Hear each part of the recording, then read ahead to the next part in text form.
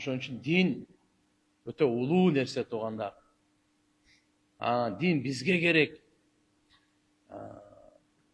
Эгерде биз динге кызмат кылсак, динге мээнет кылсак, биздин пайдабыз. Биздин пайдабыз. Динде жашабасак, динге мээнет кылбасак, биздин зыяныбыз. Динди мээнетин кылабызбы, кылбайбызбы, динге эч кандай пайда жок. Бизге пайда. Кылбасак бизге зыян. Ошон үчүн динди үйрөнүү, динди түшүнүү жана динди түшүндүрүү өтө зарыл. Өзүбүзгө, үй бүлөбүзгө, чөйрөбүзгө. Пайгамбарыбыз Мухаммад алейхиссалам эмне үчүн келди? Ааламдан караңгылыкты жойду. Арамдыкты, зулумдукту талкалады барды. Адилеттүүлүктү, боорукерликти, чынчылдыкты,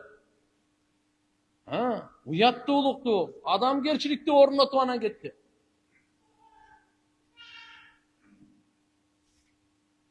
Соодагерлерге жол үйрөттү, дыйканчыларга жол үйрөттү, жаштарга жол үйрөттү.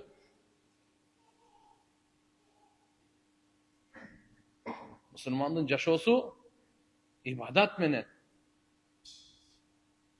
Ибадатсыз жашоо эмес. Ошон үчүн алхамдулилла ибадаттардын эң абзели намаз. Намаз менен эле чектелип калбайт. Алла Таалага жакындай турган жолдор көп. Жараткан Алла Тааладан ала турган жолдор көп.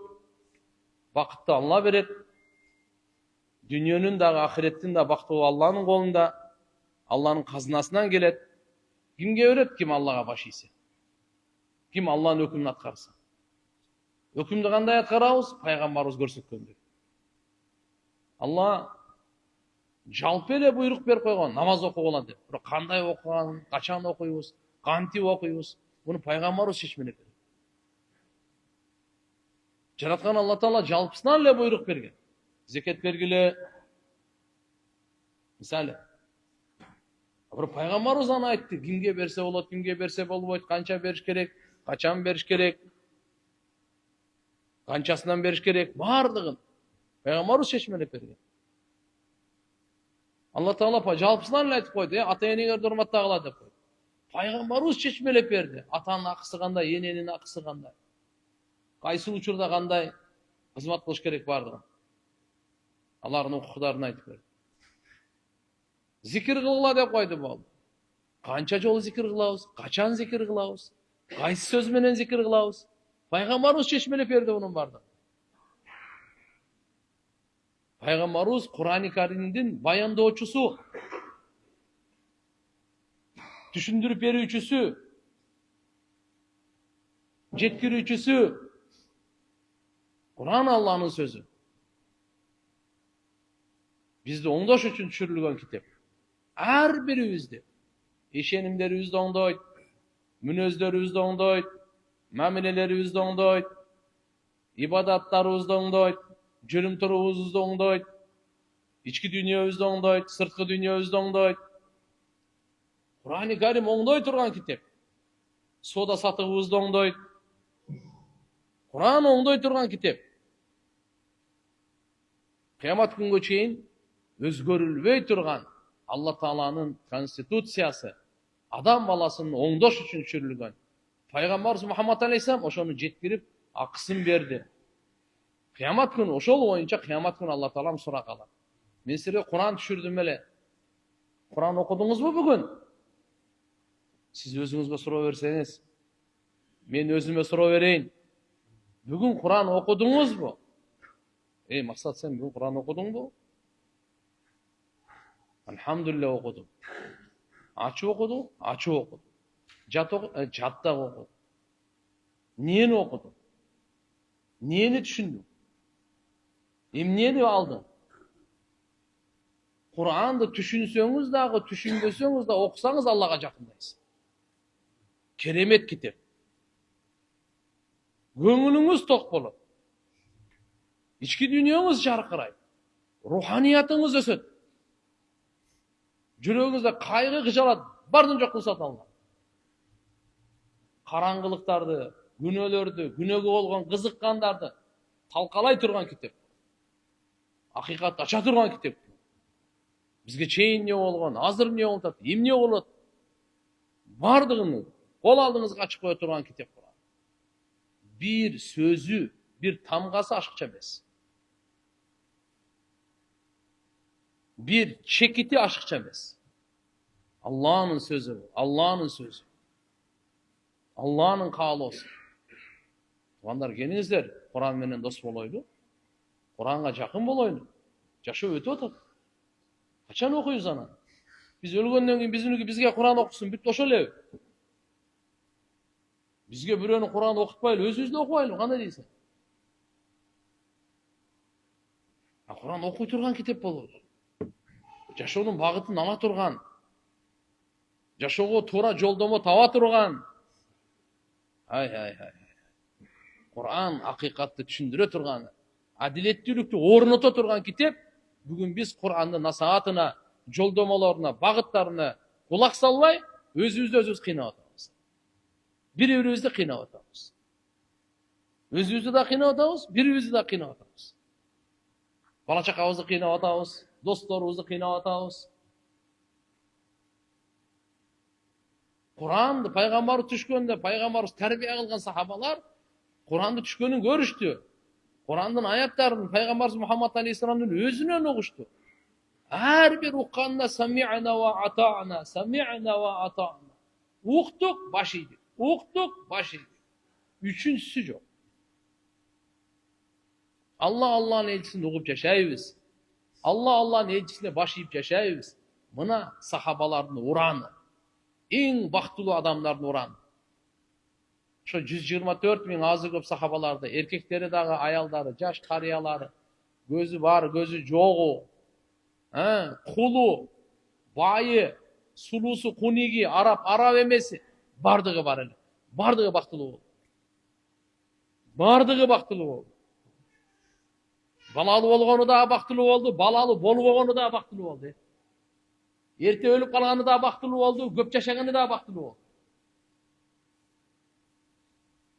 30-20 чыкпай өлүп калгандары деле, 100дөн өткөнү деле, агы деле, карасы деле чекеден бактылуу болду. Байлары дагы 700 атты садака кылган байлары да бактылуу болду. Бир эле орончусу бар, жамынчысы жок, ошол деле бактылуу болду. Кимдин акчасы болсо ал бактылуу болуп, акчасы жок болсо бактысыз болуп, баласы болсо бактылуу болуп, баласы жок болсо бактысыз болуп, андай жок. Эмне үчүн? Имандарын толук кылды, жүрөгүн нурлады, адамгерчиликтин туу чокусуна жетти. Чыныгы инсан дегенди көрсөттү аламга. Мисал кылып көрсөтүп койду. Адам деген кандай болот? Боорукерлик деген кандай болот? Кечиримдүүлүк кандай? Уяттуулук деген эмне? Дүйнөгө сабак берип кетти сахабалар. Батырлык деген эмне? Жоомарттык деген эмне? Дүйнөгө сахабалар сабагын берип кетти. Эркектери дагы, аялдары дагы баары батыр. Бардыгы берешет. Бардыгы уяттуу, бардыгы такыбалуу. Ушак арам дедиби? Токтоду ушак сурады. Сүткорлукту арам дедиби? Сразу. Аракты арам дедиби? Сразу. Колуна алган, колунан төктү, оозуна салган, кусуп жок кылды. Сразу токтоду. Эмне үчүн? Алла кайсыны арам десе, бүт. Алардын жүрөгүндө Алланын улуулугу бар эле. Алла Таала бүгүн жүрөгүбүздө дүйнөнүн улуулугу бар. Ошон үчүн дүйнө айтканды кылабыз. Өлтүр десе өлтүрөбүз, кордо десе кордойбуз, уруш десе урушабыз, ажыраш десе ажырашабыз. Дүйнө эмнени айтса ошону кылып атабыз. Акча эмнени айтса, азыр бизге доллар Кудай сакташы Кудай болуп алды. Сахабалардын жүрөгүндө Аллаху акбар, Аллаху. Жашоо багымдаттан башталып атат. Аллаху акбар, Аллаху акбар. Алла улуу деп башталды дүйнө. Азыр эле мынакей 23 намазда, ар бир намазда Аллаху акбар, Аллаху акбар, ла илаха иллаллах, Аллаху акбар. Кайра Аллаху акбар, Алланын улуулугун айтып атат. Bala törөлгөндө birinchi kulağına söz kire turgan Allahu Akbar, Allah ulu деп атат. Namaz baştaldı, Allahu Akbar deydi. Rüküge varsa Allahu Akbar deydi. Secdege varsak Allahu Akbar deydi. Namaz bitken 34 жолу Allahu Akbar deydi. Elestirip turasызбы? Нени айтып атабыз? Allah ulu, bardığın kılat al. Bardığına күчү жетет. Barısız kıla alады. Жүрөккө Алланын улуулугу келмейинче Аллага баш ийүү элестетип болбойт. Дүйнөгө азыр доллар келип алды. Долларга баш ийип атабыз.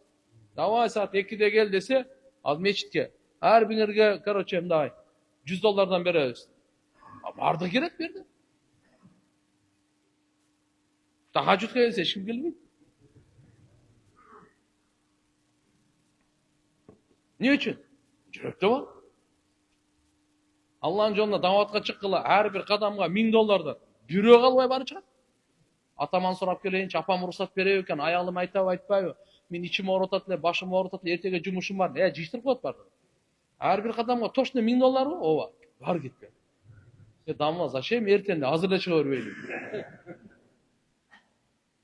Ай, сахабаларда ушунча ахиретте берде турган соо көз алдында эле да. Ушунча любой оңой эле да.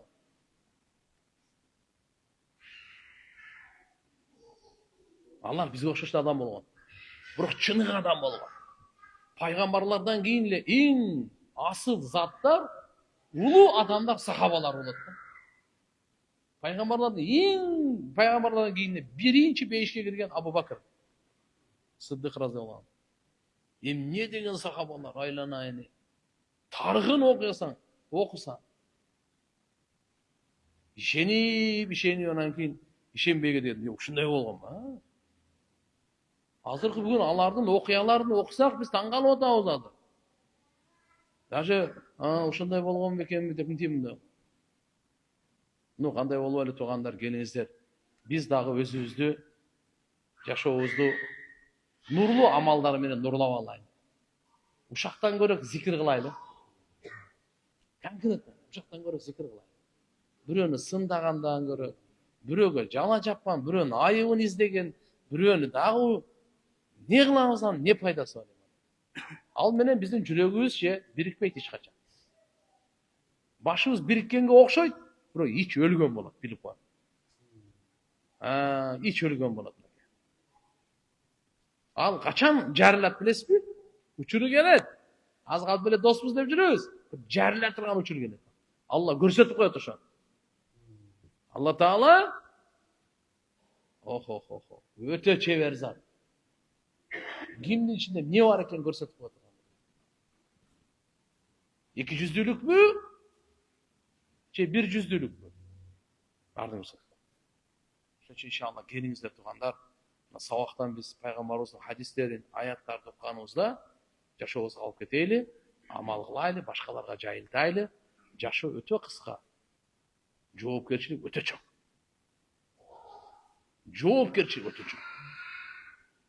Ар бир нерсеге жооп беребиз кыямат күнү. Ар бир сөзгө жооп беребиз. Ишенип коюңуз. Ар бир амалга жооп беребиз. Кыямат күнү. Ар бир муун мүчөгө жооп беребиз. Көзгө, кулакка, тилге, алкымга, бутка, колго, ар бирине жооп.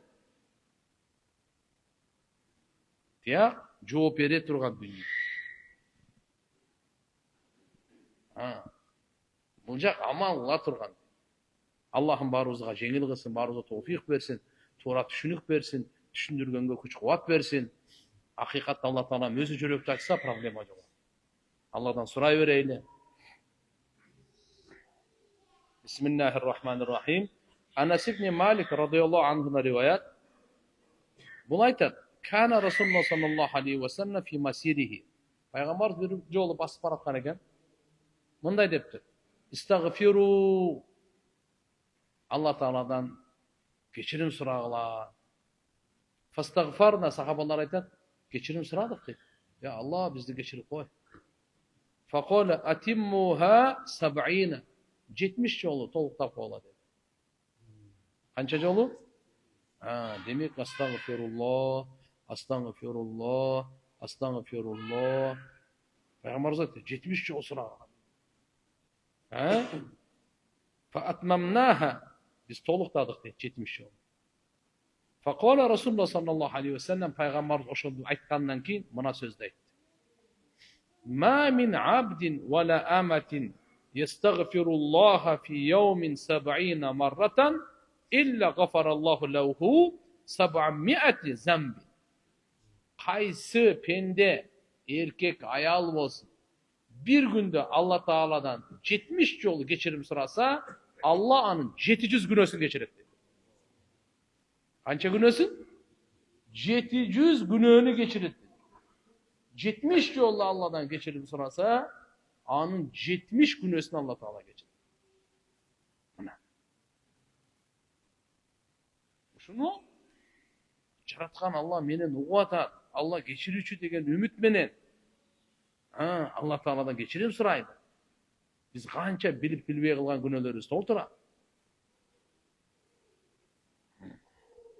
Bu rivayet Bayhaki'de gelir. Bilal İbni Yasar İbni Zeyd rahmetullahi aleyh bu bayan kılat, men atam çoğun atasından mınday dep bayan kılgan ki Peygamberimiz aytıptır. Kala mındaydı.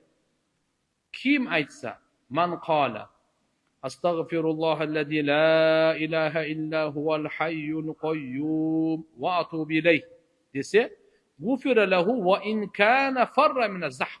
Ravahu Abu Davud ve Tirmizi. Kim şu estağfirullah la ilahe illa huvel hayyul kayyum ve atubu ileyh dese anın günahları geçirilir, soğuştan kaçıp getse dağı deydi. Özü soğuştan kaçkan öte çoğun günü. Kaçkan öte çoğun. Bu cakaralı. Al gelet oturuyor. Allah savak olasın. Savak bol otqanda bir göңül buruş керек. Peygamberimiz söz aytılıp otqanda tiyak neme olma. Siz tezirek oturunuz. Ne oldu söz? Peygamberimiz aytıyor sallallahu aleyhi ve sellem. Kim mına istiğfardı kılsa? Aysi? Estağfirullahellezî la ilahe illa huvel hayyul kayyum. Yürün olayın. Aytayım sana. Estağfirullahellezî la ilahe illa huvel hayyul kayyum. Ve atubu ileyh. Ve atubu ileyh. Bana. Uşunu aytsa gufire lehu ve in kana farra min az-zahm. Anın bardık günahları geçirilir. Jada kalsa soğuştan kaçıp gitkeninin günösü de geçirilir. Hatta Müslümanlar taşlap soğuştan kaçıp ketip kalgan ol çoğun günöge girer. Ошундай күнөө да кечирилет деп атат. Abu Davud жана Tirmizi'de. Бул өткөн сабактын мына истихфар боюнча уландысы. Ошон үчүн тилибизди көндүрөйлү. Эмнеге? Астагфируллаха ва атубу илейх дегенге. Тилибизди көндүрөйлү турган. Көндүргөнгө, адаттандырганга эрте менен 100дү, кечинде 100дү. Эрте менен канчаны? Көп убакыт кетпейт. 5-10 minut taşa job olmaydı. 5 minutta jönele Estağfirullah ve atubu ileyh. Estağfirullah ve atubu ileyh dep jönele aytıp koyasız. Peygamberimiz aytkan, dank bolsun. Vakıt bolsun. İyigilik bolsun. Kimge? Kimdin amal depterinde kıyamet günü istiğfar köp tabılsa deydi. Kim? Bu dünyadan gelip ketken ançamçalar milyon istiğfar kılıp ketdi. Gebirler 1000'di. Gebirler 100'dөгөн. Kimdin amal defterinde istiğfar köpçürse kıyamet günü. Oşol uttu dedi da. Oşol uttu. Cengiş oşoda. İyigilik oşoda. Vakıt oşoda. Tuba liman vaceda fi sahifatihi istiğfaran kasiran. Kim özünün amal defterinde köp istiğfar tapsa, demek ertege barıp tababız bunu bardı. 100 jol kıldınız mı? Biri jok olbay. İşenip koy. 100 jol kıldınız mı? Biri jok olbay. 99'u berilip biri jok ol. Anday olbay. 100'gö 100 yes. Bardığı. Bardığı. İnşallah görü kılıp kalaylı bu. Жердин üstünde görü kılıp kalaylı. Жердin alına girgecek. Baka deneden can çıkacaktı mümkünçülük var. Andan keyin jok. Bunun paydası jönököy emes. Men hazır özüme geçirim surap atam. Ya Allah meni geçirdi. Egerde siz Ya Allah atamdı geçir деп айтсаңыз, атасы bu дүниеден өтіп кетіп бейіште болған болса ұғып тұрсын. Мындай дейді. Хадисте пайғамбар саллаллаху алейхи уассалам. Біреудің атасы иманды өткен екен, қараса бейіште даражасы көтеріледі екен да. Атасы таңғалып сұрайды екен. Емне себептен бұл маңа даража беріліп отыр десе, би истигфари валадик лака. Балаң сен үшін Алладан кешірім сұрады эле, ошон үшін даражаң көтерілді дейді. Bunun пайдасы сіз өзіңізге мен Алла кешір деп. Ушуга сіз атамды кешір дегенди кошуп коюңуз. Кейбірлердің атасы тирүү, кейбірлердің атасы өтүп кеткен. Айырмасы жоқ, экөөнүн тең пайдасы бар. Экөөнүн тең пайдасы бар. Курандын таалими, Алла таалим берген бизге. Не деп? Роббана гфирли вали валидайя деп. Я Алла, мени кечир, ата-энемди кечир деп айт деп. Нух пайгамбардын дуасынан, Ибрахим пайгамбардын дуасынан билинет. Робби гфирли вали валидайя вали ман дахала байтия муъмина. Мына кен. Туғандар, демек, biz өзүбүзгө эле Алла Тааладан кечирим сурай бербей, ата-энебизге дагы кечирим сурашыбыз керек экен. Курандын таалими, пайгамбар саллаллаху алейхи вассаламдын таалимдеринен ата-энеңерге дагы кечирим сурагыла. Ya Allah. Кечирим эки нерседен. Буйрукту аткарбай койдуң, ошон үчүн кечирим сура. Тыйгандан тыйылбай койдуң, ошон үчүн кечирим сура. Кээ бир учурда буйрукту кандай деңгээлде аткарыш керек эле, ошондой аткара албай калдым. Ошон үчүн кечирим сура. Алла Таала жакшы иштерди кылла деди, ошо жакшы иштерди кыла албай калдым. Жаман иштерден тыйыла деди, жакшы тыйыла албай калдым. Кечирим сура. Эми пайгамбар саллаллаху алейхи вассаламга салават. Ставабу сала аля ашрафил халк Мухаммад саллаллаху алейхи вассалам. Пайгамбар Мухаммад алейхиссаламга салават айтуунун сообу. Мебизде калсын, амал кылайлы. Биринчи билип алайлы. Пайгамбарыбыз эмне деген? Пайгамбарыбыз Мухаммад алейхиссалам бүткүл ааламдын райымы. Калайык калктын, жаралгандардын эң ыйыгы Мухаммаdur Расулулlah. Адамзаттын төрөсү, бардык пайгамбарлардын имамы. Кыямат күнгө чейин келе турган инсандарга жол башчы, эки дүйнөнүн тажы, улуу шапааттын ээси. Бейишти биринчи такылдата турган, бейишке биринчи кире турган Мухаммаdur Расулулlah. Ошондой улуу пайгамбарды Алла Таала бизге акыркы пайгамбар кылып жиберип, артынан ээрчигенге буйрук берип, жолун тутунганга, карманганга жараткан Алла Таала өкүм берген. Ошо пайгамбарыбыздын даражасын Алла айтат Куранда кандай экен. Ва рафа'на лака зикрак. Биз сенин атыңды көтөрдүк дейт. Пайгамбарыбыз Мухаммад алейхиссаламдын атын Алла өзү таңазалаган.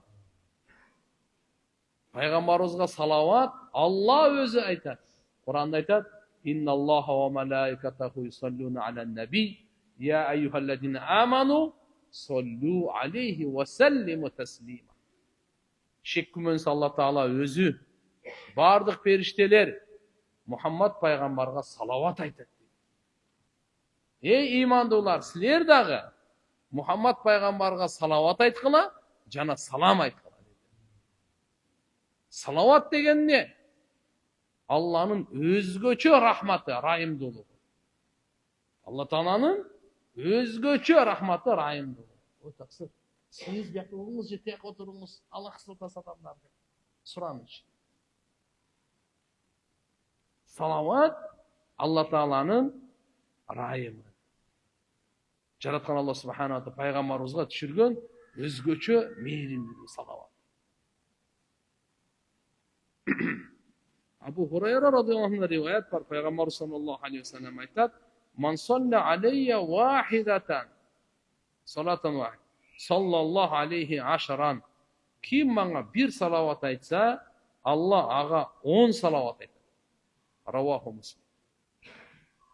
Демек, салауат айту шариатталған.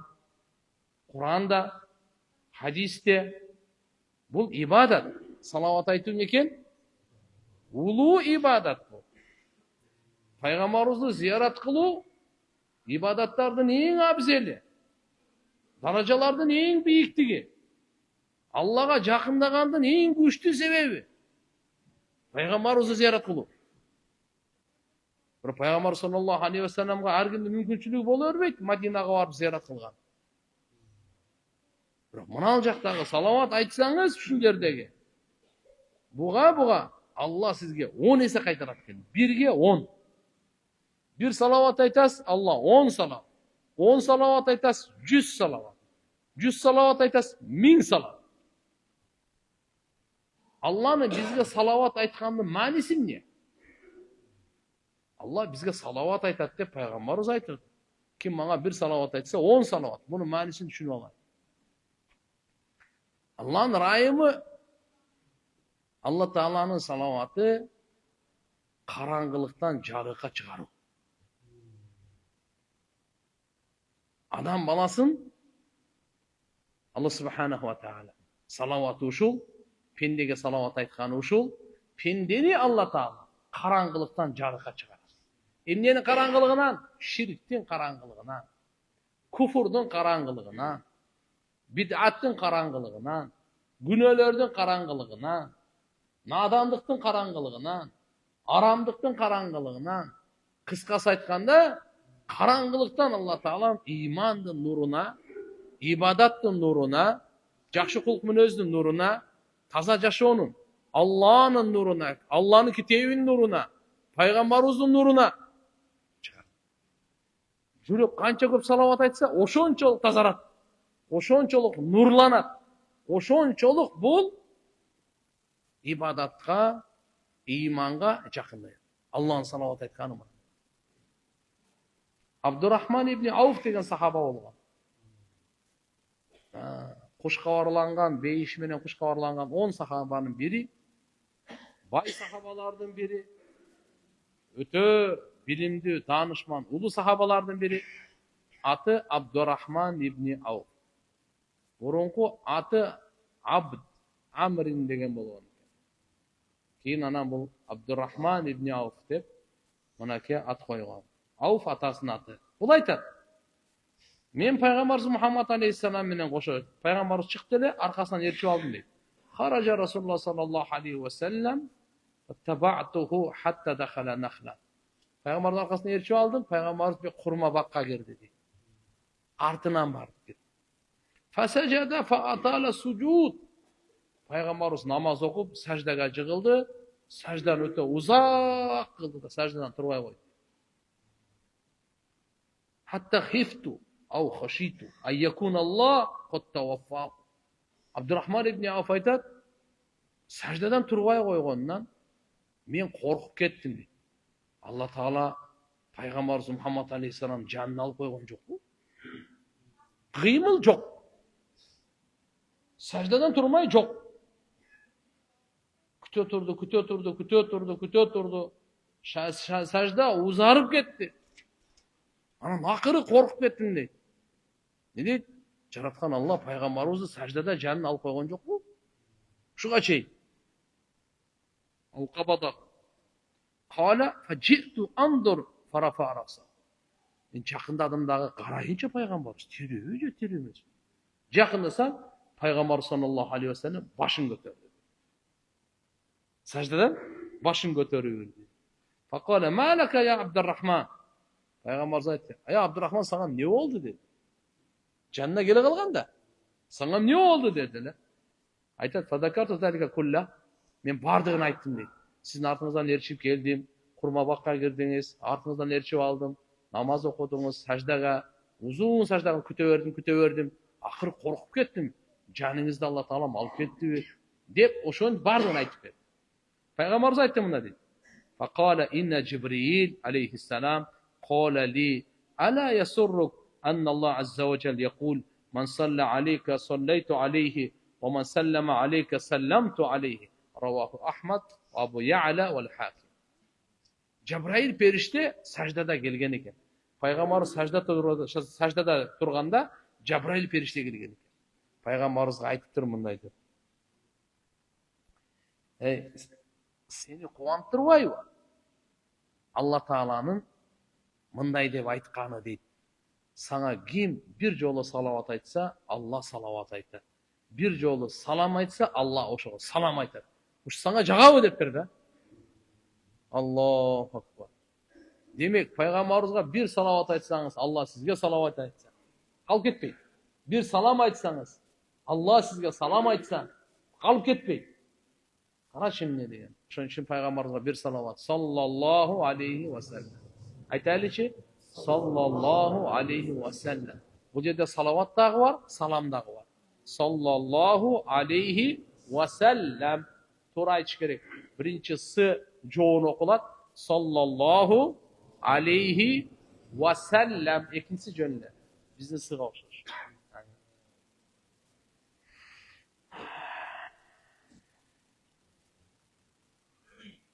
Башқа риваятта құдды мұшындай не келеді? Ұзақ сажда қылды. Пайғамбар саллаллаху алейхи ва саллям жанына келсем, анан айтты дейді. Ne için? Secadtu şükran li Rabbi fîmme ablani fi ummeti. Man salle aleyye salaten min ummeti. Kataballahu lehu 10 hasanatin ve maha anhu 10 seyyiat. Azırkılı rivayet Abdurrahman ibn Avf canına geldi. Peygamber sallallahu aleyhi ve sellem uzak sajda kılganda korkup ketti. Canını Allah Teala alıp koydu dep. Жақын келіп қарасам, пайғамбарымыз башын көтерді дағы. Не oldu dedi. Malaka. Ne oldu dediler. Пайғамбарымызға Абдурахман ибн Ауф бардығын айтып берді. Қорқуынан сізге жақындады. Пайғамбарымыз ошында айтты. Не үшін ұзақ сажда қылып қалған? Аллаға шүкір қылыш үшін дейді. Менің үмметімді Алла мені сынады дейді. Kim Allah Subhanahu wa Ta'ala, kim Пайғамбарымыз айтады, kim маңа ümmetimden bir salavat айтса, Allah'a 10 жақшылық жазап, 10 günösün geçirir dedi. Bir salavat айтсаңыз, 10 soğup жазылады екен. Қанша soğup? 10 günö geçiriledi екен. Bir salavatқа. Anas ibn Malik radıyallahu anh'da rivayet, Peygamberimiz sallallahu aleyhi ve sellem aytadi, "Man salli aleyye salatan vahidatan sallallahu aleyhi 10 salavatin ve hatta anhu biha 10 seyyiatin ve rafahu biha 10 derecat." Ravahu Ahmad ve Nesai. Peygamberimiz aytadi bu жерде, бұл hadiste, kim bana bir salavat aytsa, жаратқан Allah Subhanahu wa Ta'ala ağa 10 salavat aytadi, 10 günösün geçirir, jana 10 darajasını büyük götürür. Bir salavatқа уже ne oldu? Allah 10 salavat aytты. 1. 10 soğup жазылды. 2. 10 günö geçirildi. 3. 10 daraja büyük götürüldü. 4. Bir salavatқа. Soda arzan mı, ja kımbat mı? Alhamdulillah. Soda arzan. Hazır biznesmenlerden sorağınız, 1 somga 10 som tava turgan biznes var mı? Anda yok. Mana ki biznes mana. Abu Burda radıyallahu anhudan rivayet, Peygamber sallallahu aleyhi ve sellem aytadi, "Man salla aleyye min ummeti salatan muhlisan." Peygamber aytadi, kim bana ümmetimden salavat aytsa ihlas menen. İhlas menen degeni kalыс Allah'ın razıçılığı için, riyakörlük için, koca görsün için emes. Min kalbihi жүрегінен çın ihlas menen. Sallallahu aleyhi biha 10 salavat, Allah'a 10 salavat aytadi. Ve rafa biha 10 derecat, Allah'ını 10 dereceye büyük götürür. Ve kataba lehu biha 10 hasanat, Cenab-ı 10 soğup cazat. Ve maha anhu 10 seyyiat, andan 10 günü geçirir. Ravahu Nesai. Bu жерде bayağı ihlas menen de otur. Elbette bardıq amalga ihlas şart. İhlassız amal kavul bolbo. Abu Talha Ansari radıyallahu anh aytadi, "Man asbaha qala asbaha Rasulullah sallallahu aleyhi ve sellem yawman tibun nafs yura fi vajhil bishr." Peygamberimiz Muhammed aleyhisselam gündördün birinde taң attırdı deydi. Qanday taң attırdı? Аябай настроениясы беш экен да. Тыйбун нафсенин көңүлү ачык дейт. Жүзүнөн кубаныч көрүнүп турат. Ушундай абалда Пайгамбарыбыз саллаллаху алейхи ва саллям таң аттырды. Сахабалар сурашыптыр. Колу я Расулаллах, асбахта al-yawm тыйбун нафс юра фи ваджхик аль-бешр.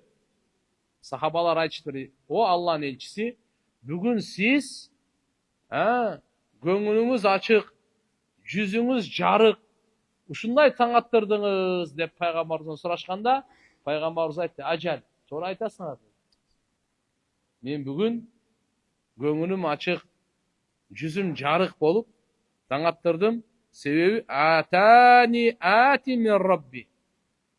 Жаратуучумдун тарабынан периште келди. Жабраил периште келди. Келип туруп айтып туруп алып. Ман салла алейка мин умматика салатан катабаллаху лаху биха 10 хасанат ва маха анху 10 сайyiat ва рафа лаху 10 даражат ва радда алейхи мислаху. Раваху Ахмад ва Насаи. Пайгамбарыбыз эмне үчүн аябай көңүлү ачык, жүзү жарык болуп таң аттырганын айтып атат. Аллахнын тарабынан Жабраил периште келип айтты, мындай деп: "Ким үммөтүңдөн сизге бир салават айтса, Алла Таала ага 10 савап жазат, 10 күнөө кечирет, 10 даража көтөрөт, бийикке. Жана варад алейхи мислаха, жана кудум ошондой дагы кайтарат" dedi. Ошон үчүн да караңызчы, пайгамбарыбыз Мухаммад алейхиссаламдын көңүлү ачык, жүзү жарык болуп таң аттыргандын максатын. Себеп Алла Таала ушундай кылып койду. Үммөттөн ким эле пайгамбарыбызга бир салават айтса, алып кетти уже. 10 савап алып кетет экен, 10 күнөө кечирилет экен, 10 даража көтөрүлөт экен. И салаватыңызга плюс дагы салават кылып кайтарат экен сизге.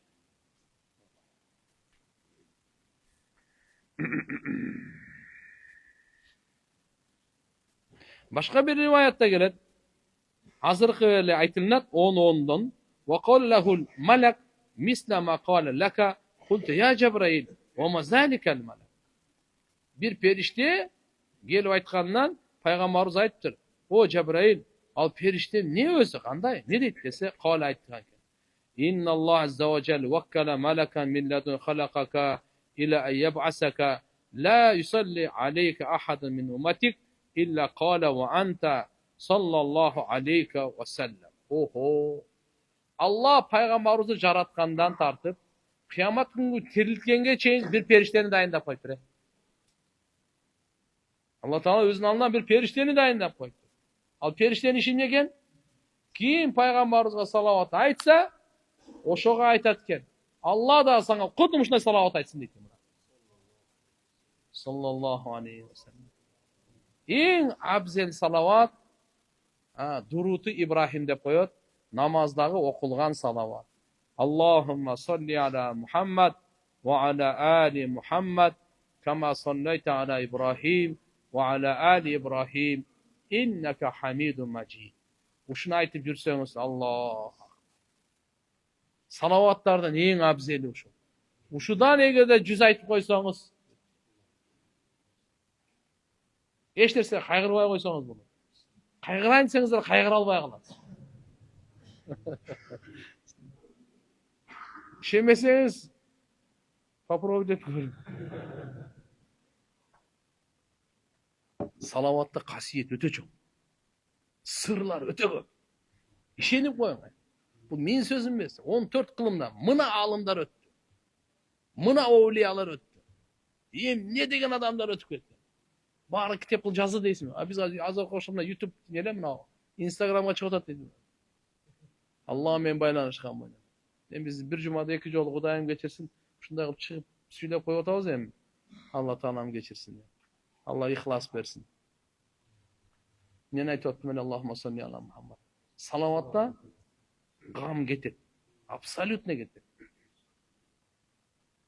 Кайгы, кыжалатчылык барбы? Вообще жок болот. Даже карызы бар адам салават айтса, кайгы гам кетет. Кайгы гам кеткенден кийин карызын төлөгөнгө жеңил болот. Көп нерсени ушул алып коет да, күчтүүчү, кайгычы. Гам алып коет да. иштейин дейт, табайын дейт, берейин дейт. Бирок кайгы гам бар го, ой бербей, күчтүн жарым жөн эле алып коет, алчы. Түшүнөсүзбү? Салават айтып турса, алхамдулилля, ошонун берекеси менен карызынан тез кутулат. Даже ооруп калган адам салават айтса, ооруп атат, бирок кайгысы жок анда. Алла жүрөктөн кайгыны алып коет салаваттын берекесинен. Кыжалатчылыкты алып коет. Аллага ишеними, Аллага өзүн тапшыруусу, ишин тапшыруусунда толук бейпил бол. Спокойный. Салаваттын берекеси менен. Жан берүү кезеги келип калса дагы салават айтып турган болсо, кайгырбай берет жан. Жөнөкөй нерсе эмес бул. Эгерде мен амал кылсам, пайдасын мен алам. Сиз амал кылсаңыз, пайдасын сиз аласыз. Аялыңыз амал кылса, пайдасын аялыңыз алат. Ата-энеңиз амал кылса, пайдасын ата-энеңиз алат. Ким гана кылбасын. Мен жөн эле окуп берип силерге ортомчу болуп жеткирип койгон эле ишти кылып атам. Ошон үчүн мен өзүмө айтып атам, амал кыл, утасың. Сиздер менен бөлүшүп коюп атам бир тууган катары, амал кыл, утасың. Азыр уктук, жүрөгүбүзгө нур келди. Амал кылсак, нур толот. Азыр уктук, жүрөгүбүзгө Алла субханаху ва таала өзүнө жараша нур берет. Амал кылганыбызда нур не болот экен? Күчөйөт, нур күчөйөт. Амал кылбай койсоң, келген нур азая берет. Кылбай жүрө берсең, барып келген нур жок болуп кетет. Ошон үчүн алган нурду жоготуп албайлы. Будан сизге 1 сом акча кетпейт. Бирөөнү ушактап, дүйнөнү даңазалап, өзүңүздү мактагандан көрө салават айтыңыз, утасыз. Биз азыр ушуга өтүп алдык да. Бирөөнү жамандайбыз, же дүйнөнү даңазалайбыз, же өзүбүздү мактайбыз. Ушу менен тегерек болгону. Бир моментин сезсем, мен мактап калышым керек, өзүм мактанышым керек. Же бирөөнү ушундай жамандап, сындап, ал болбогон деп айтып калышым керек. Же мына дүйнөнү, ана технология, ана Кытай, ана Америка, ана Россия, ой. Кайка, этет да. Анын бардыгын бир тамчыдан Алла жараткан аны. Ал учуруп аткан нерсеси темирдин баарын Алла Таала жараткан аны. Ол иштеп аткан мээлердин баарын Алла жараткан аны. Ураны болобу, атомный бомбасы болобу, Алла ал элементтерди жаратпаса эмне, асмандан алабы?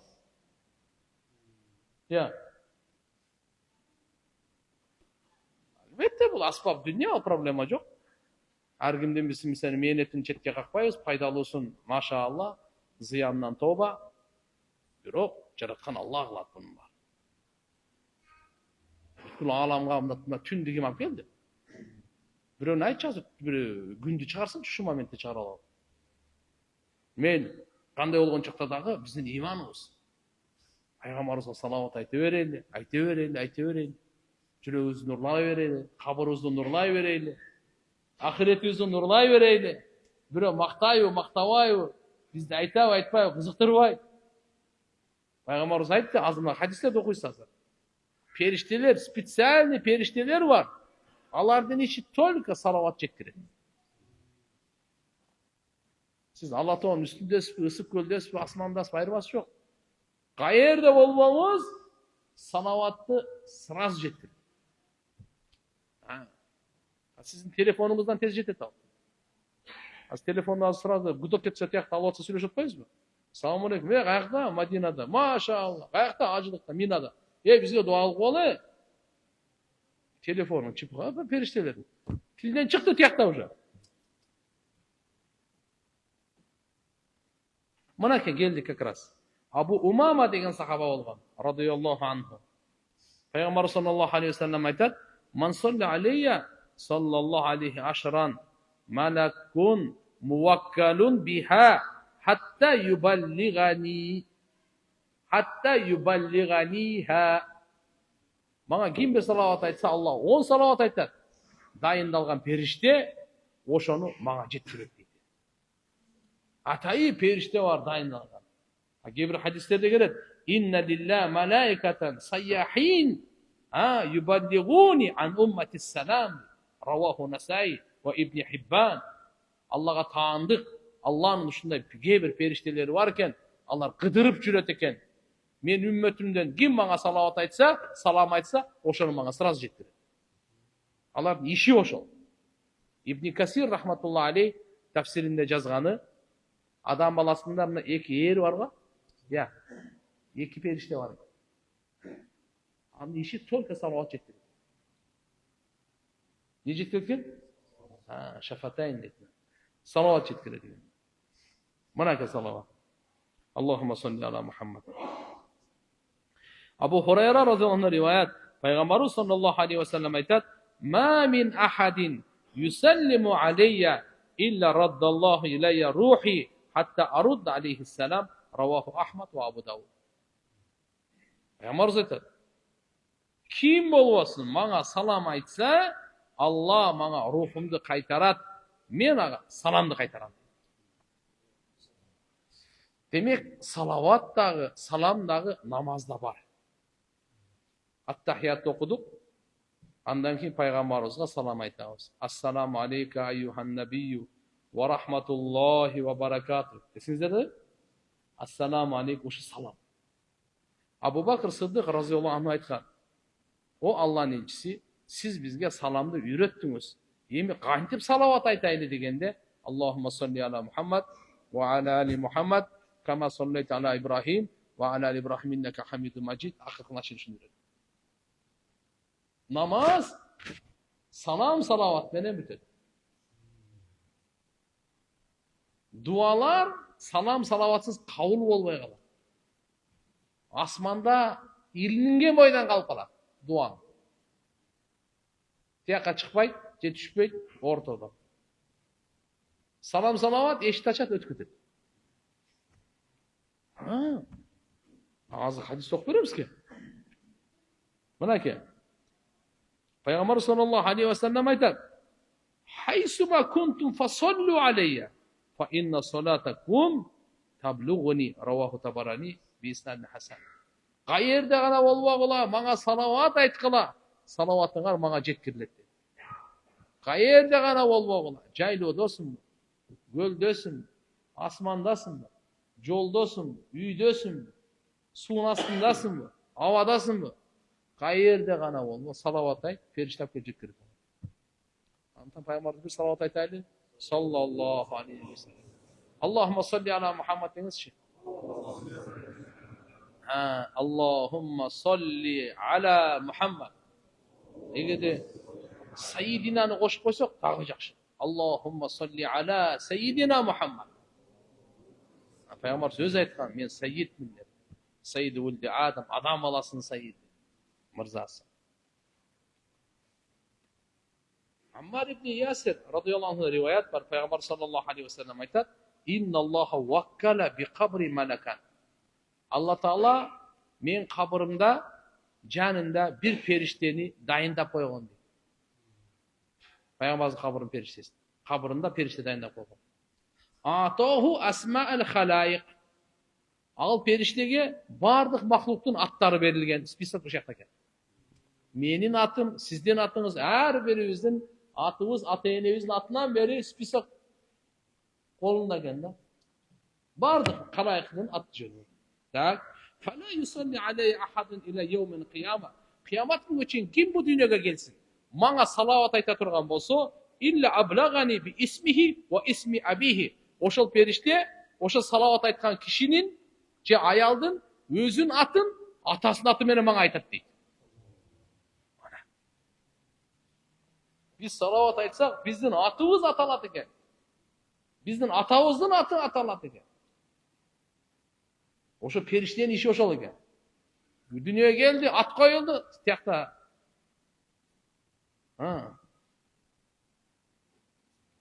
Жазылат экен да. Ат коюлду, сразу жазылат. Эми ким бу дүйнөгө келип эле пайгамбарга салават айтса, кыямат күнгө чейин ким келсин? Биз ага чейин кетебиз го баарыбыз эле. Же кала тургандар бар.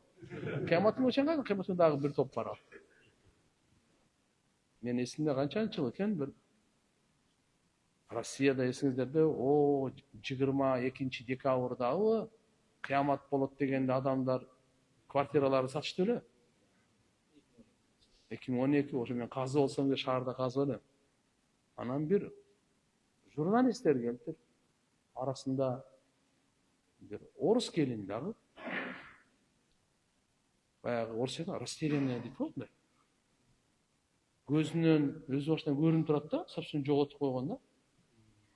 Ошо журналисттер көп, 2-3 келген. Анан ошо декабрдын башында болуп атат кеп. Ушундай кеп болуп атат, судный день, кыямат күн болот экен мында. Ушул боюнча мирейсиңер, дин өкүлдөрү мирейси. Мен айттым, вообще болбойт дедим. Ким айтты болот? Баары жалган. Анан айтып бердим. Кыямат качан болуп билесизби? Ага чейин Иса пайгамбар түшүш керек дедим. Анан сразу айтып калды, ой, аларда да Иса пайгамбар келет дегени бар да. Христос воскрес депчи. Иса пайгамбар тирилип келет анда эмне? Тирилип келбей эле тирүү ал. 4-ч асманда келет. Иса пайгамбар келиш керек ал дедим. Азыр келе элек го. Антихрист, Дажжалды өлтүрүш керек дедим. Андан кийин Яжуж, Мажуж деген келет. Алардан да талкалайт дедим. Охо, андан кийин мына күн бар го. Бул жактан чыгат. Каяктан чыгат? Батыштан чыгат. Анан 120 жылдан кийин. Ошодон кийин эсим ошол жерде субханаллах баягы жүзүнөн кан жүгүрүп калды да. Спокойный болупчу. Ушундай болду. Ошондой. Убакыт көп толтура азыр ал. Ага чейин ол уламалардын алхамдулилlah немелери жазганы күн чыккандан кийин 120 жылдан кийин дейт. Толтура убакыт бар ал.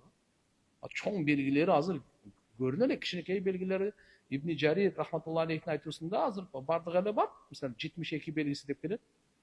Чоң белгилери оно алар келди азыр. Имам Махди турат. Жөнөкөй нерселер эмес ал. Мейли кандай болгон чакта да пайгамбарыбыз айтып дейт, "Илах яумин кыяма". Кыямат күнгө чейин ким келсе бу дүйнөгө пайгамбарыбызга салават айтса, угуп туруңуз. Ошол менин кабырымдын жанында турган периште, дайындалган периште. Бардык калайык калктын аты жөнү бар.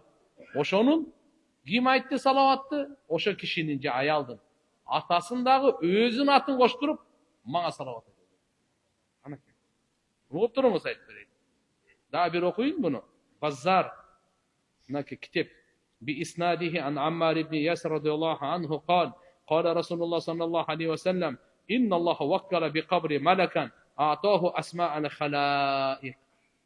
Шеккүмөн Алла Таала мен кабырыма бир периштени дайындаган.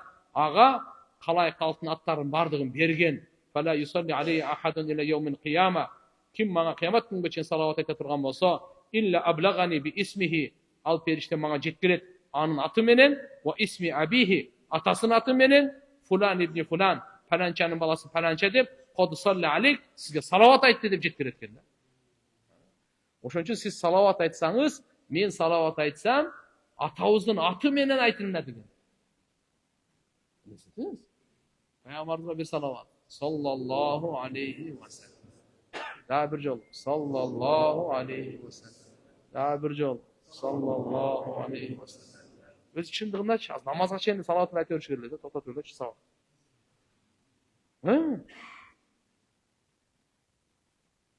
Кичине окуй берейин, акыйкат ошол болчу. Иншалла, бүгүн уктаганга чейин 100 жол ким салават айтат кандай? 10 кол көтөрүү, 10 кол эсби? Маша, Алла разы болсун. Сол кол ооруса мейли. Жакшылыкка дайым 10 кол. Садаканы 10 кол менен берип жүрүңүз. Каяк менен? Пайгамбарыбыз айткан 10 кол менен бергенди сол кол билбей калган дейт. 10 кол менен. Аус ибн Аус радыйаллаху анхудан риваят Пайгамбар саллаллаху алейхи ва саллям айтат: "Мин афдали айямикум яумул джум'a, фихи хулика Адам, ва фиха нафха, ва фиха саqa, фа аксиру алейя мин ас-салафи, фа инна салатакум ма'рудатун алейя." Пайгамбарыбыз айтат: "Силердинче күндөрүңөрдүн эң абзели жума күн. Ошол күнү адам атаңар жаралган. Ошол күнү кыямат болот, кайда ошол күнү бардыгы тирилет. Жума күнү силер мага көп салават айткыла. Анткени силердин салаватыңар мага көрсөтүлөт" дейт. Maruda köngdelen de koyatna peş görsetildi. Kalu ya Resulallah, sahabalar açtı. O Allah'ın elçisi. Ve kayfa tu'radu salatuna aleyk ve kad aramta, yani onday değil. Sahabalar açtı. Ya Resulallah, bizi salavatımız sizge kanday görsetiledi? Siz emi bu dünyeden ötüp ketseniz, adam ölgönden keyin emi barıp çirip ketet. Kanday bolat dediler. Peygamber dedi. Fakala innalloh azza ve celle harrama alal ard an ta'kula ajsadal anbiya.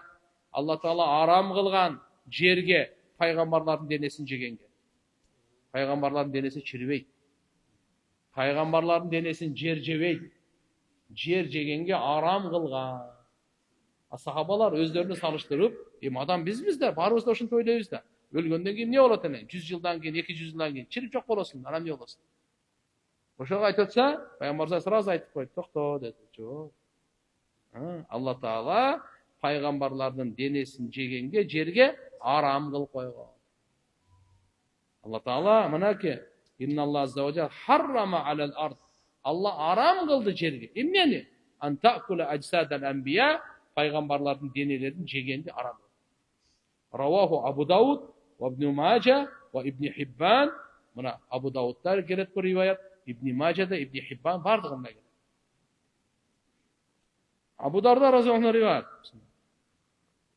Demek Cuma günü özü gün sayın salavat aytabız. Biroq Cuma günü özgöçe. Peygamberimiz bu жерде Cuma günü belgilep ketdi. Cuma günü gündөрдүн eң abzeli. Adam atабыз жаралган экен бул Cuma günü. Бейишке киргизилген да Cuma günü. Бейиштен чыгарылган дагы Cuma günü. Kıyamet günü Cuma günü болот турганда. Кайсы күн болот экен кыямат? Cuma günü. Cuma günü insan menen cinden başka canlıklar bir çoçup durат экен. Koksu şu Cuma bolup kalbasın demiş.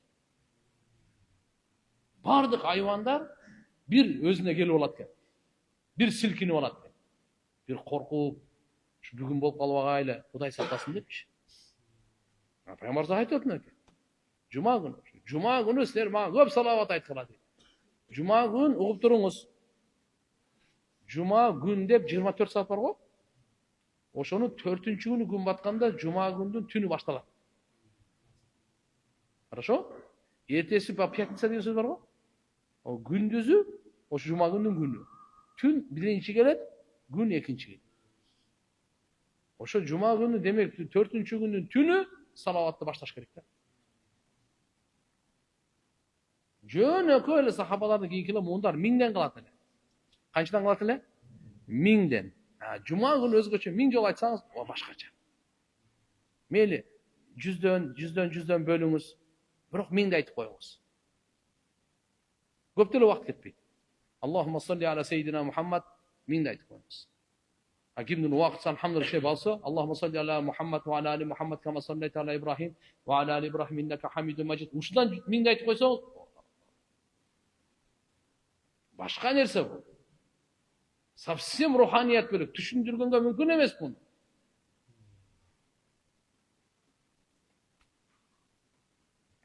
Cuma günü özgöçe. Aytабыз mı inşallah? Көп aytабыз mı? Көп dep kelet 300. 300 jönököy gündörü dagы kim 300'dü aytıp жүрсө, ошол көп айтканга эсептелет да. Көп айткандын списокторуна жазылат. Kim 300 жолу la ilahe illallah dese, uşu la ilahe көп айтканга кирет. Subhanallah'ны kim 300 жолу айтса, көп айтканга кирет. Elhamdülillah'ны көп 300 жолу айтса, көп айтканга кирет. Allahu akbar'dı, la havle la kuvvete illa billah. Bulardı kim Astagfirullah atu bile 300'den aytsa, bunu ulamalar aytışkan, bu көп aytkanların sanına girer. Andan keyin nari eşik açık, jarışa beresiz. Kim kança көп aytsa, oşuncha utat. Abu Darda razıyallahu anh rivayet var. Peygamber sallallahu aleyhi ve sellem aytat, aksiru minas salati aleyye yevmel cuma. Peygamber aytkan, Cuma günü sizler mağa көп salavat aytkılar. Niye? Fa innahu maşhudun teşhaduhul malaika. Sebepten Cuma günü bul perişteler gele turgan, özgöçe gele turgan gün. Ve in ahadan la yusalli aleyya illa uridat aleyya salatuhu hatta yafruga minha. Сіздерден кимиңер гана болбосун, ким мага салават айтса, ал сөз мага көрсөтүлөт, бошогонго чейин. Пайгамбар саллаллаху алейхи ва саллям бир хадис айткан, мага көп салават айтыңар жума күнү, анткени менин үммөтүмдүн салаваты мага көрсөтүлөт ар жума сайын. Faman kana aksaruhum alayya salatan kana aqrabahum minni manzilatan. Мына эми болмос. Пайгамбар андан кийин да бир сөз айтып кетти. Ким мага жума күнү мына жерге байланыштуу көп салават айтса, ал мага эң жакын болот. Пайгамбарыбызга көп салават айткан адам кыямат күнү пайгамбарыбызга жакын болот. Миллиард адамдын арасында биз каякта болобуз билбейм. Bir salavat aytqanға жараша адам жақындайды. Ким көп салават айтса, мынакей. Пайғамбарымыз айтып атат, не деп атат? Кана aqrabahum minni manzilatan.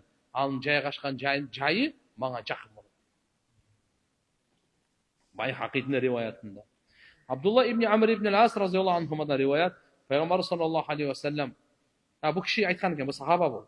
Ман салла аля наби, ким пайғамбарымызға салават айтса, вахидатан bir жолу, саллаллаху алейхи ва малаикатуху саб'ина салат. Бұл айтат, ким пайғамбарымызға bir салават айтса, Алла жана періштелер 70 салават айтат. Бұға чейін азырқы сабақта 10 салават айтат деп келдік. 10 күнөө кечирилет, 10 сооп жазылат, 10 даража бийик көтөрүлөт деп келдик. Макулбу? Азыр бул жерде эмне дейт? 70 салават айтат. Раваху Ахмад. Табараниде риwayatында келет, Анас разияллаху анхудан, Аллаху акбар, мынаны бир оңуз эп. Ман салла алейя салатан вахидатан, саллаллаху алейхи ашран, ва ман салла алейя ашран, саллаллаху алейхи миатан, ва ман салла алейя миатан, катабаллаху байна яйнайхи бараатан минан нифақ ва бараатан минан нар, ва асканахуллаху яуман қияма ма'a шухада. Пайғамбар саллаллаху алейхи ва саллям айтады, ким маңа bir салават айтса, Алла ага 10 салават айтат. Ким маңа 10 салават айтса, Алла ага 100 салават айтат. Ким маңа 100 салават айтса, Алланын эки көзүнүн ортосуна дозоктон кутулду, мунафыктан таптаза жазып коет. Жана аны кайка жайгаштырат дейт? Кыямат күнү шейиттер менен бирге даражада жайгаштырат. 100 жолу салават айтса, бүгүндөн баштап өлгөнгө чейин таштабайм дегендер кол көтөрсүн. Барыбыз ниет кылайын. Ниетке жараша Алла берет. Ниет кылдыкпы, ушуга эле сооп берет. Аткарсак көбөйтүп берет. Ниет кылсак сразу берет. Аткарсак эмне кылат экен? Көбөйтүп берет Алла Таала. Алла. Фалиятанафасин мутанафисун. Мынакей. Амал ахиретте уруу майданында жарышкандар жарышсын дейт. Ушу менен биз бааланабыз. Ушу менен биз руханиятыбыз жаркырайт. Ички дүнүйөбүз жаркырайт. Кабырыбыз жаркырайт. Ахиретибиз жаркырайт. Ушак менен только караңгыдан башка эчтеке берилбейт. Жалган сүйлөгөн менен, сөккөн менен караңгылыктан башка эчтеке жок. Дүнүйөнү мактагандан караңгылыктан башка эчтеке жок.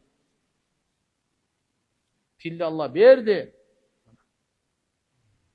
Алла субханаху ва таала 100 жолу айтса дейт, катабаллаху байна айнайхи, эки көзүнүн ортосуна деген, пешенесине деген сөзүбүз да, көзүнүн ортосуна, эки көзүнүн ортосуна жазып салат экен. Бараата минан нифақ. Бул не деген? Мунафыктыктан таптаза. Бул мунафык эмес дейт. Ва бараата минан нар, дозоктон кутулду. Ва асканаху Аллаху яуман қияма ма'a шухада. Кыямат күнү Алла Таала шейиттер менен бирге буну турак жайын жасайт. Бул риwayat Табараниде келет. Анас деген сахаба айтты, радияллаху анху. Алла баарыбызга салават айтканга тофик берсин. 100 жол айтыңыз. Зерикпеңиз. Көп убакыт кетпейт, дагы айтайын. Ишенбесеңиз, засикат этип туруп айтыңызбы? Канча кетет экен? Саар айтып, кеч айтып жүрөбү? Мына бизге ишке жарай турган нерсе мына. Мына нерсе бизди ийгиликке жетелей турган нерсе. Туура эми дүйнөнү таштап алып, дүйнө кыла бер, проблема жок. Амир ибн Рабиа радыйаллаху анхудан айтат. Бул пайгамбарыбыз Мухаммад алейхиссалам мындай деп хутба айтып жаткан укам дейт. Ман солли алейя лам тазалил малаикату тусалли алейх ма солли алейя фальюқилла абдун мин далика ау лиюксир. Равах Ахмад ва ибн Мажа. Мынаны караңыз. Пайгамбар саллаллаху алейхи ва саллям айтат. Ким мага салават айтса, периштелер салават айта берет экен агачы. Канча айткан сайын периштелер айта берет, токтотпойт салаватын. Эми кимиңер кааласаңар көп айткыла же аз айткыла силердин ишиңер. Эгерде көп периштелер мага салават айтсын десеңиз, анда сиз пайгамбарга көп салават айта бериңиз. Эгерде аз эле мага жетишти десеңиз, аз эле айтсаңыз ошо боло берет. Жерде мындай деп атат. Кааласа аз айтсын, кааласа көп айтсын дейт салават. Периштелер сиздин айтканыңызга жараша сизге айта берет. Айтканыңызга жараша. Миңге, 10 миң, 10 миңге, бирге. Канча айтсаңыз ошончо. Ибн Масуд разыяллаху анху риваят бар. Пайгамбар саллаллаху алейхи ва саллям айтат: "Инна аулан наси би йауман қияма актарухум алейя салатан." Раваху Тирмизи ва Ибн Хиббан.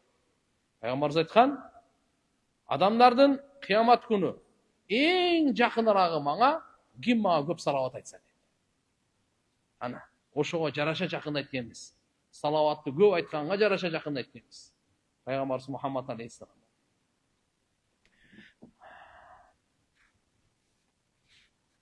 Мухаммад ибн Яхья ибн Хиббан атасы ал чоң атасынан бир киши пайгамбарыбызга айткан экен. Аж'алу сулуса салати алейк. Qala na'am in shi'ta. Qala as-sulusayn. Qala na'am. Qala fa salati kullaha. Qala Rasul sallallahu alaihi wasallam idan yakfiyaka Allahu ma ahammak min amri dunyak wa akhiratak. Tabarani. Bir kişi Peygamber sallallahu aleyhi ve sellem soradı. O Allah'ın elçisi. Men salavatın sizge 3'ten 1'in kılayım. Toyist, bunda 3'ten 1 degen 8 saat salavat aytayım degen söz da. Peygamberimiz aytdı. Na'miş, eğer kalasan meyli dedi. Al aytdı. 3'ten 2'sini kılayım dedi. 16 saat oldu dedi. 8 saat mi sonra 24 saat bölü tavızda. Peygamberimiz aytdı. Meyli dedi. Al aytdı. Bardığında kıla vereyim sen. Peygamberimiz aytdı. Anda dedi. Uğu alanda dedi. Anda Allah Teala senin dünyanda da ahiretinde dağı bardıq işine öz жетişti olur. Dünyada niye probleman var? Ahirette niye probleman var? Ekonu teң Allah öz жетişti olur. Eğer sen salavat ele aytып жүрө турган болсоң, anda sen bul жагын вообще ойлонбой эле кой. Allah Teala özü жетişti болот. Dünyadagi seni ойлонуп турган бардық маселеңе, ахиреттеги сени ойлонуп тура турган бардық маселеңе Allah өзү жетишти. Ма ахаммак. Жөнөкөй нерсе эмес. Биздин сөз менен айтканда, дүйнө ахиреттин проблемасы бүттү деген сөз. Сенде анда проблема болбойт дейт. Дүйнөдө да проблема болбойт, ахиретте да проблема. Убай ибн Кааб радыйаллаху анху риваят. Пайгамбар саллаллаху алейхи ва саллям иддаха рубул лейл түндүн 4-төн 1-и кеткенде кама тахажжудка туруп турду. Пайгамбар айттыр мындай деп. Я юханнас зкуруллах. Эй адамдар, Аллахны зикр кылгыла. Жаат ар-радифа татбауха ар-радифа жаал маут бима фихи жаал маут бима фихи. Өлүм жакындап калды. Кыяматтын суур жакындап калды, тартыла турган. Тургула, Аллахны зикирин кылгыла. Убай ибн Кааб айттыр: "Я Расулаллах, инни кассиру сала. Мен көп салават айтам. Салаватымды канчасын сизге арнайын?" Ал айтты: "Ма ши'та." Калашынча. Култу рубу, 4-төн 1-и болобу? Пайгамбар айтты: "Ма ши'та ва ин зитта фа хува хайр." Калашынча, эгер көбөйтсөң, дагы жакшыраак деди. Жарым болобу? Ага да пайгамбар ушуну айтты. Эгер көбөйтсөң, жакшыраак болот деди. Бардыгын да кылайм десе, пайгамбар ушуну айтты: "Идан tukfa hammak ва yughfar laka dambuk." hammuk va yughfar laka dhanbuk. Андай болса екі пайда. Сенің қайғың барлығы жоқ болады, күнәң бар кешіріледі. Егер шындай ала тұрған болса. Абу Саид Худри разиаллаху анху риwayat бар. Пайғамбар саллаллаху алейхи ва саллям айтады: "Айюма раджулин муслимин", қайсы мұсылман еркек адам лам такун индаху садақа, садақа қылған ақшасы жоқ болса, ошолар угуп алсын мынакей. Садақа қылған ақшасы жоқтар угуп алсын дейді. Фалякул фи дуаихи, дуасында мына дуаны айтсын дейді. Аллахумма салли ала Мухаммад абдик ва расулик ва салли ала муминина вал муминат вал муслимина вал муслимат деп айтсаңыз, фа иннаха закатун, бұл зекет дейді. Ва қала, жаңа пайғамбар айтты: ла яшба мумин мин хайрин хатта якуна мунтахаху жанна, мұсылман адам жақсылыққа ешқашан тоймайды, те ал бейіште барып тоймайынша. Раваху ибн Хиббан. Мынакей туғандар, мынауны зекет деді. Зекет бере албағандар, бай еместер, аға зекеті мынакей. Bir салават айтыңыз, қандай деп? Аллахумма салли ала Мухаммад. Біз жұма күні айтамыз ғой бұны. Аллахумма салли ала Мухаммад абдик ва расулик ва салли ала муминина вал муминат вал муслимина вал муслимат. Пайғамбар саллаллаху алейхи ва саллям айтады: ким айтса, Аллахумма салли ала Мухаммад ва анзилху мақадал муқарраб индaka йаумал қияма десе, ваджабат лаху шафаати, мен шафаат маға ваджиб болады деді. Табараниде келеді. Дағы Табараниде риwayat бар. Ибн Аббас разиаллаху анхумадан пайғамбар саллаллаху алейхи ва саллям айтады: ким айтса, жазаллаху анна Мухаммадан ма хуа ахлуху десе, атбаа саб'ина катибан альфа сабахин. Жазаллаху анна Мухаммадан саллаллаху алейхи ва саллям ма хуа ахлуху деп ушу салаватты айтып қойсаңыз, Алла аға 70 періштені дайындайды екен, 1000 таң жазады екен. Альф сабахин. Демек, мынау салаваттардың түрлерін айтып отыр. Жазаллаху анна Мухаммадан саллаллаху алейхи ва саллям ма хуа ахлуху. Осы қысқарақ айтқанда, жазаллаху анна Мухаммадан ма хуа ахлуху. Анас ибн Малик разиаллаху анху риwayat бар. Пайғамбар саллаллаху алейхи ва саллям айтады: ма мин абдайни мутахаббайни ястақбилу ахадухума сахибаху ва юсаллияни аля наби саллаллаху алейхи ва саллям илля лам ятафаррақа хатта юғфару лахума дунубухума ма тақаддама минха ва ма тааххара. Қайсы екі пенде бири-бирин жақсы көргөндөр, бири-бирине жолыққанда пайғамбарымызға салауат айтылса, екеуі ажырағанға чейин мурунку кейинки бардык күнөөлөр кечирип кетет дейт. Бул жерден дагы бир сабак алдык тугандар. Бири-бирибизди жакшы көргөн адамдар, бири-бирин жакшы көргөн адамдар жолукканда салават айтып жолуксун деп атат. Эмне кылып жолуксун дейт? Аллахумма салли ала Мухаммад деп ана учурашып коюш керек экен. Салам алейкум дейсиз, биринчи салам айтасыз. Андан кийин Аллахумма салли ала Мухаммад деп учурашып коюш керек экен. Хадис келүүдө. Кайсы пенде, эки пенде бири-бирин жакшы көргөн пенделер салават айтып учурашса эле болду. Булар ажыраганга чейин күнөөлөрү эмне дейт? Бар, мурунку да кийинки күнөөлөр кечирилет дейт. Бул вахараджа Абу Я'ла би иснади. Абу Я'ла рахматуллаху алейх китебинде ушуну чыгарган, ушуну жазган. Анас ибн Малик разиаллаху анху. Умар ибн Хаттаб разиаллаху риwayat бар. Пайгамбар саллаллаху алейхи ва салламды угуп туруңуз. Мүмкүн бул марфу, кээбирлер мавкуф деп айткан экен, мейли. Умар ибн Хаттаб айтканы: инна дуа мавкуфун байна ас-самаи вал ард ла яс'аду минху шай'ун хатта тусалли аля набийика Мухаммад саллаллаху алейхи ва саллям. Дуа асман менен жердин ортосунда токтоп калат. Пайгамбарың Мухаммад алейхиссаламга салават айтканга чейин токтоп тура берет. Салават айттыңбы, анан көтөрүлөт. Дуа. Ошон үчүн дуада сөзсүз салават менен башталып, салават менен бүтүш керек. Эки салаваттын ортосундагы Алла кабыл кылбай койгондон уялат. Ошон үчүн башында пайгамбарыбызга бир салават, аягында пайгамбарыбызга бир салават. Алганда кыска нуска айтып койсоңуз болот. Пайгамбарыбыз өзү үйрөткөн дуа кылгандын адебинде биринчи Аллага мактоо айткыла, андан кийин мага салават айткыла и дуаны баштагыла. Ошого кыска нуска Алхамдулилlah вассалату вассалам аля расулилlah. Айтыңызчы.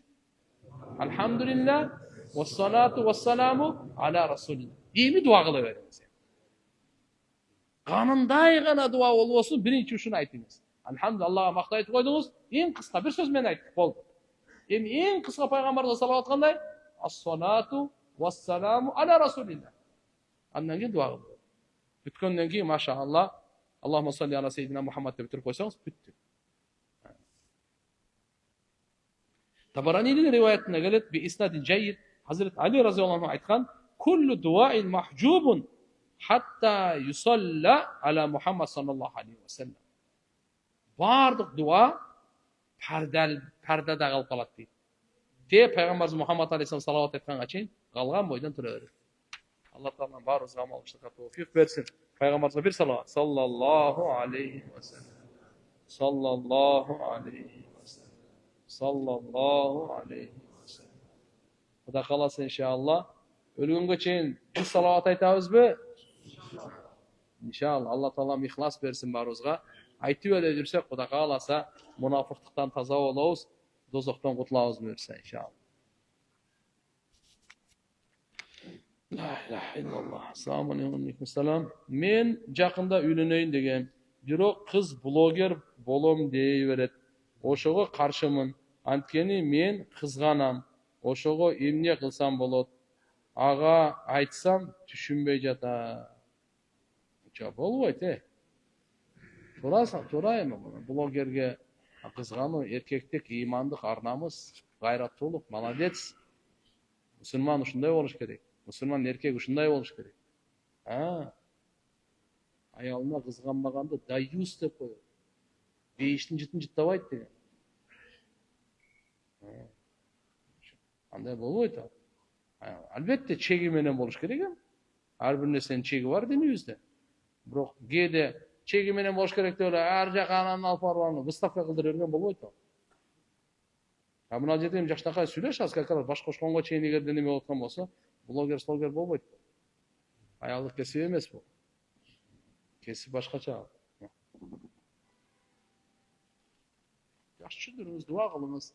Эгер такыр болбой аткан болсо, Алла Тааланын такыры болбой аткан болсо, сиз ыйманын карап үйлөнгөнүңүз жакшы да. Уяттуулугун карап, азыр эле башый берсе сизге кийин эмне башыйт? Аялдын бактысы күйөөсүнө башыйгенде. Угуп туруңуз. Ата-эненин акысы баланын мойнунда. Wa wassayna al-insana biwalidayhi ihsana. Husna. Biz insanga Kur'an-ı Kerim'de bunday wassayna al-insana bivalidayhi husna ve ihsana dep kelgeni 3 yerde gelir. Ben adaşmasam. Ankabut surasında, Ahqaf surasında, Luqman surasında hoş gerek. No, şu her birinde Allah subhanahu ve taala buyruk berip atar. İnsanga ata-enesine жақшылық кылганга. Buxaride rivayet keledi. Ата дагы, эне дагы bir учурда чакырып калса, же болбосо экөөнө кайсынысына сохбатка баш ийгенге лайык турат дегенде эне деп айткан. Дагы эне, үчүнчүсү дагы эне, төртүнчүсү саны ата деген. Макулбу? Бул балага тиешелүү жана турмушка чыга элек кызга тиешелүү. Турмушка чыккандан кийинчи анда биринчи күйөөсүнө баш ийиш керек. Андан кийин анан апасына. Андан кийин анан атасына.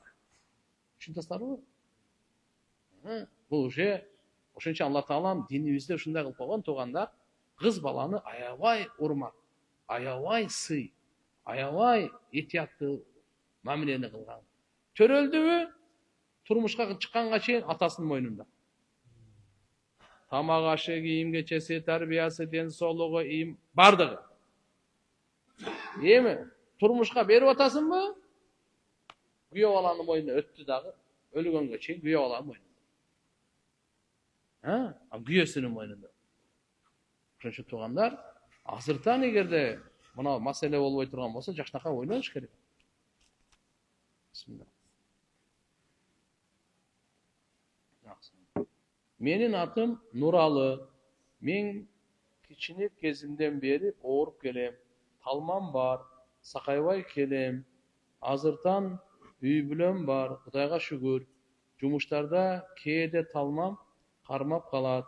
Мен кээде элдерден угуп калам. Ооруну өзүнүн жаккан пендесине берет дегенди.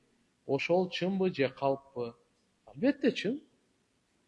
Албетте ооруну мусулман эмеске деле Алла берет. Мусулманга дагы берет.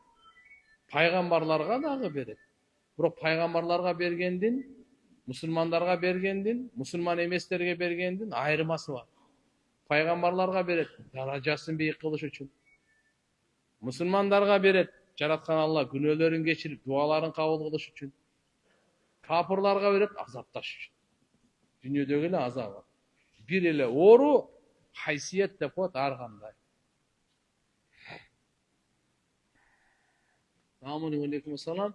Келе жаткан Курбан айт маарек болсун баарыбызга. Устаз жамаат менен өтүп кеткен досум Жумабек уулу Тилек жана Аяш уулум Мырзабек уулу Данилдин акысына дуа кылып коесуздарчы.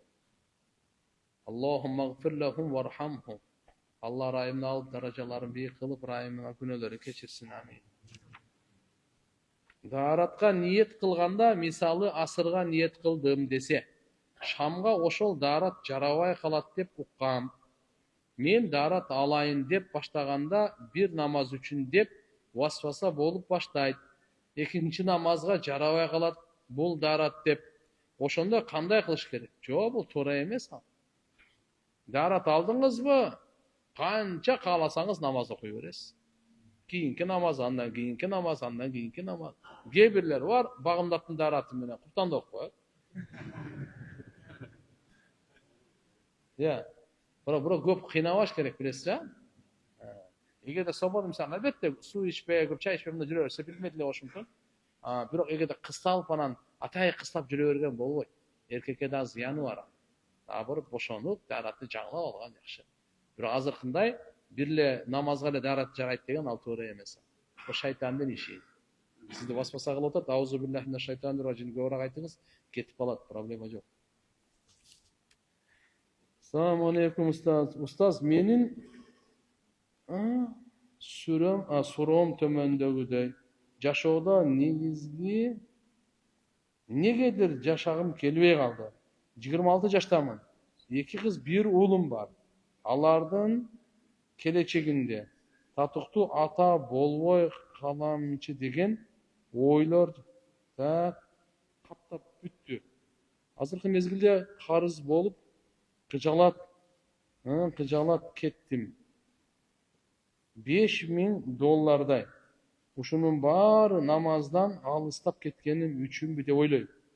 Эч нерсе көңүлүм жок болуп атат. Кантип баарын оңдоп кетсем болот? Кол жазмам начар. Ката да жазсам кечириңиз. Ката жазсам кечириңиз. Жок, эчтеке эмес. Мындай. Эчтеке көңүл тартпай, жашоо тиякпай жок. Сиз шүгүр кылың. 2 кызыңыз, 1 уулуңуз бар экен. $5000 тоодой карызды да Алла Таалам куткарып берет. Просто сиз мамилени Алла менен чын мамиле кылыңыз. Алланы алдабай. Намаз, намаз таштабаңыз. Исрапкерчилик токтоп туруп, сабырдуулук менен качпаңыз. Кимден карыз болсоңуз ачык эле айтыңыз. Берем. Жөн эле берем деп койбостон аракет кылып атканыңыз да көрүнүп турсун.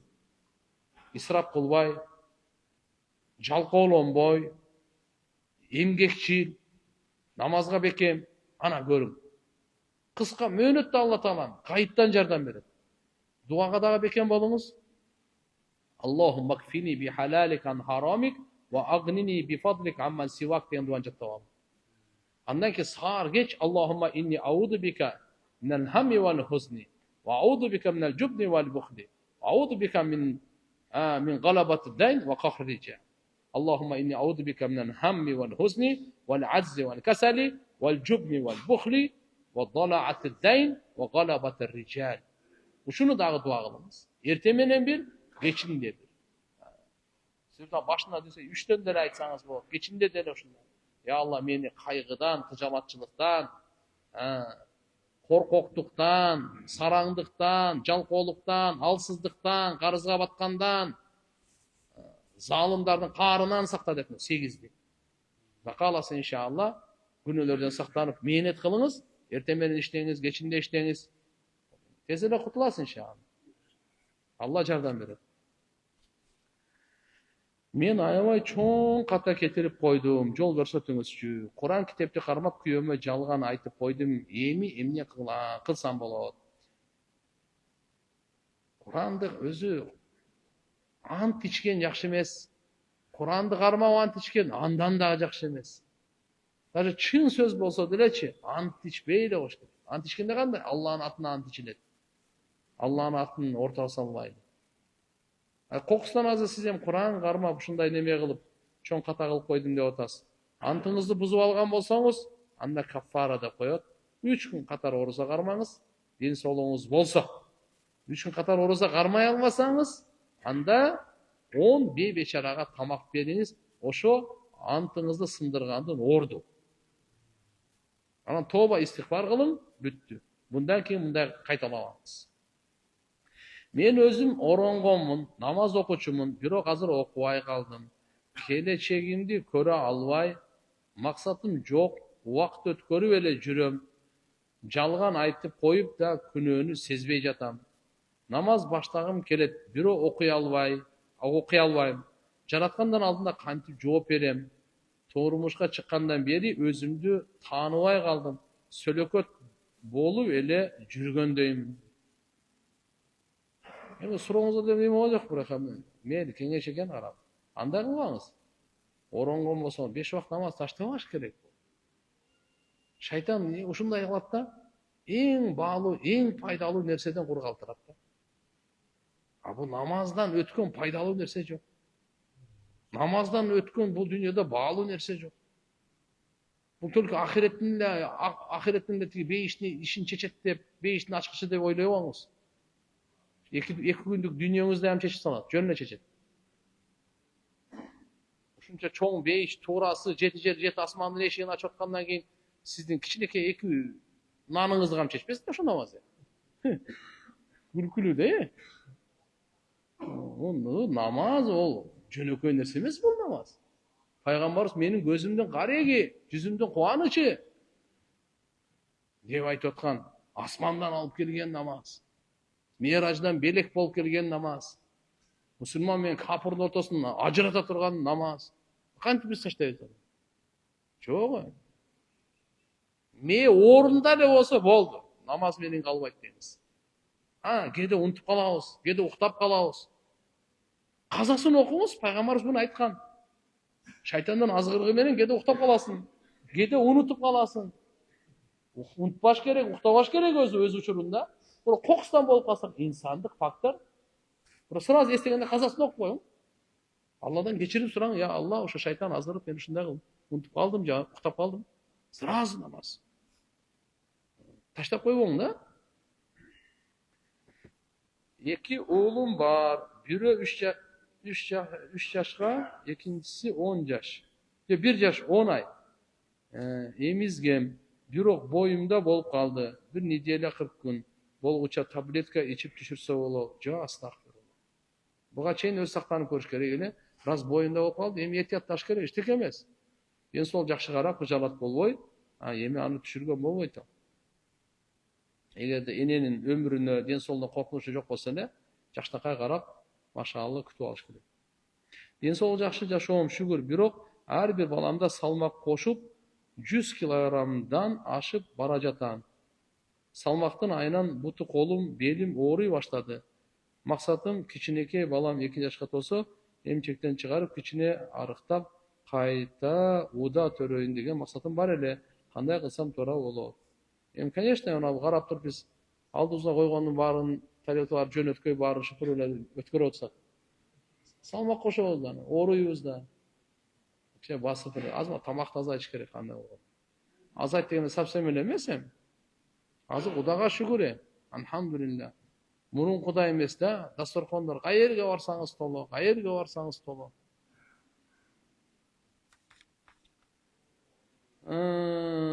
Максат ажынын бир айткан видеосу бар эле, мурун көрдүм эле, азыр таппай калдым. Бир аял киши кайрылып, кызы жаман ооруга чалдыкканын айткан экен. Максат ажы базардан чоң ордуна тура албаган кочкор алып сой деген экен.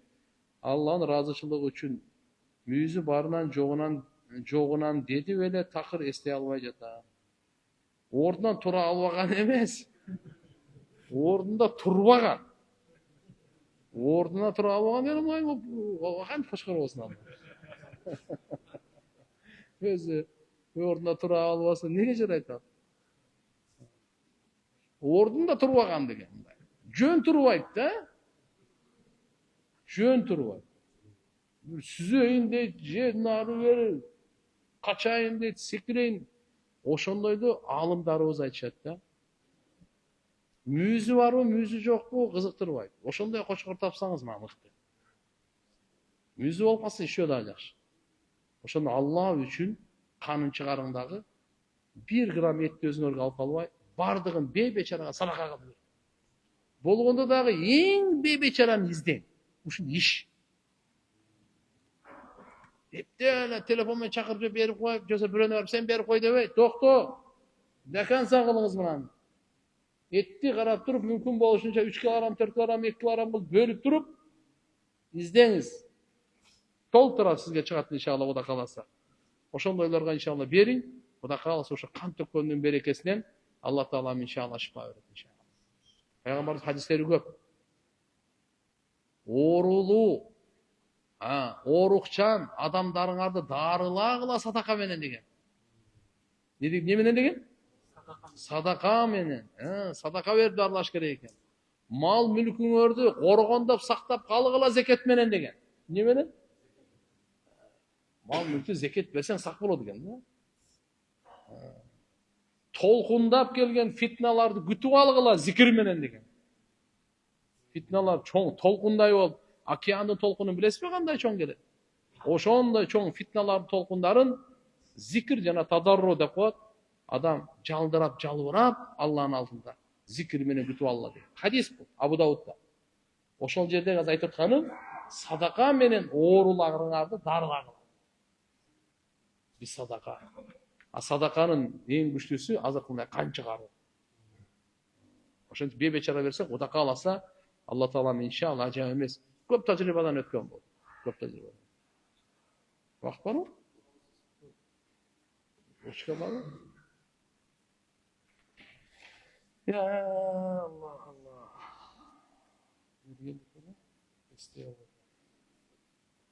Amin. Subhanak Allahumma bihamdik. Nashhadu an la ilaha illa anta.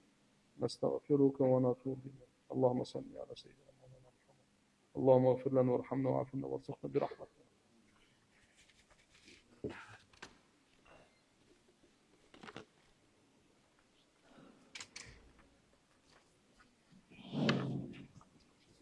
الحمد لله جزاكم الله خيرا.